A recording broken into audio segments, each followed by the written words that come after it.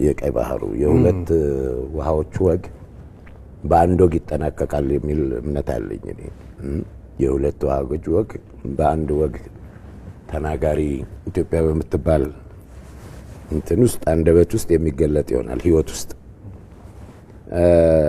ይሄ የጂኦ ስትራቴጂክ ባላንጣ አሁን የአባይ ኡኡታ ዋነኛ እንትኗ ኢጅፕት ነች።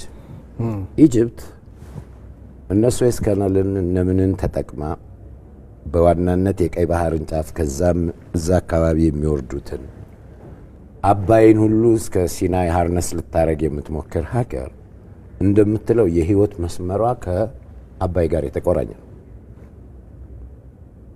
እኛም እያልናት ያለ ነው የህይወት መስመራችን ከአባይም ከቀይ ባህርም የተቆራኘ ነው። አባይ ይኸው መፍሰሱን ቀጥሏል።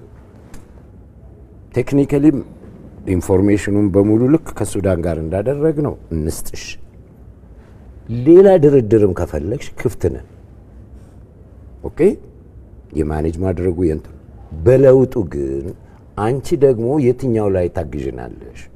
የሁለት ወጋችን ጉዞ ኮምፕሊትን እንዲሆን እዛ ጋር እንዳንደርስ የሚያደርገንን አንዴ ሞቅዲሾ ገብተሽ አንዴ ማአት ጊዜ ኤርትራ ሄደሽ ከዛ ሱዳን ጋር መተሽ ታይን ቢኮዝ አጥቅምሽ ፍርሃትሽ የህሉና መሰረትሽ አባይ ከሆነ